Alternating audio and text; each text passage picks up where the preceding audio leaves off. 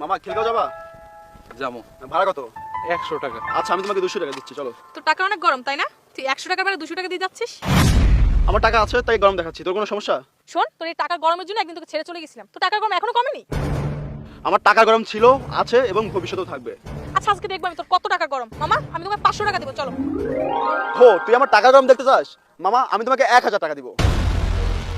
মামা আমি তোমাকে 2000 টাকা দেবো, চলো। তুই 2000 টাকা দিবি? মামা আমি তোমাকে 4000 টাকা দিব। মামা আমি তোমাকে 5000 টাকা দেবো, চলো। বাহ নাইস, 5000 টাকা দিবি? মামা আমি তোমাকে 7000 টাকা দিব, চলো। 50 টাকার ভাড়া 7000 টাকা দিবি? মামা আমি তোমাকে 9000 টাকা দেবো, চলো তো। 100 টাকার ভাড়া 9000 টাকা, এত টাকা? বাহ তোর দেখছি টাকার অনেক গরম হয়েছে। মামা আমি তোমাকে 10000 টাকা দিচ্ছি, চলো।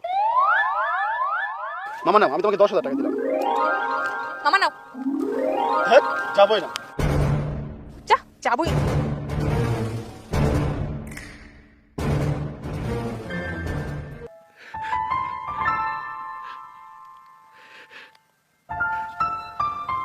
আচ্ছা মামা, কিছুই তো বুঝলাম না। 100 টাকার ভাড়া, একজনা 10,000 টাকা, দুজনা 10,000, 20,000 টাকা, মানে কিছুই আমার মাথায় ঢুকলো না। আবার তারা রিস্কে না উঠেই চলে গেল। বাবা, ব্যাপারটা আমিও বুঝতে পারিনি, কিন্তু আমার যে বিপদ, এই টাকাটা পাই আমার খুব উপকার হয়েছে। আচ্ছা আচ্ছা, তো মামা খিলগাঁও যাবেন? যাবো। ভাড়া কি রেগুলার নাকি তাদের মতো স্পেশাল? আরে না না, আপনি রেগুলারই দিয়েন, 100 টাকাই দিয়েন, চলেন।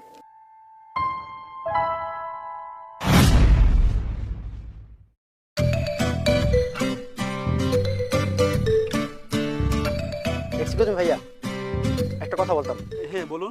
তখন দেখলাম আপনারা দুজন রিস্কালার সামনে দাঁড়িয়ে ঝগড়া করলেন, এখন আবার দুজন একসাথে গল্প করতেছেন। 100 টাকার ভাড়া, 10,000, 10,000, 20,000 টাকা দিলেন, কেউ গেল না। মানে বিষয়টা আমার মাথায় ঢুকলো না। এটা আপনার না বোঝারই কথা। ওর সাথে আমার কোনো ঝগড়া নেই, ও আমার বয়ফ্রেন্ড। আসলে ঘটনাটা হয়েছে,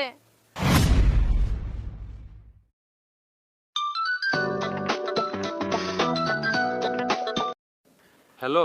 হ্যালো বাবা, আমার কালকে ভর্তি হবার লাস্ট ডেট।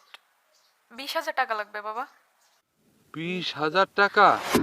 বাবা আমার মনে হয় তোমার স্বপ্ন আর পূরণ হবে না বাবা। আমার ভর্তি হওয়া হবে না, আমার স্বপ্ন পূরণ হবে না বাবা। না না, এমন কথা কইস না মা, তুই কোনো চিন্তা করিস না, আমি টাকা জোগাড় করে নিয়ে আসুক।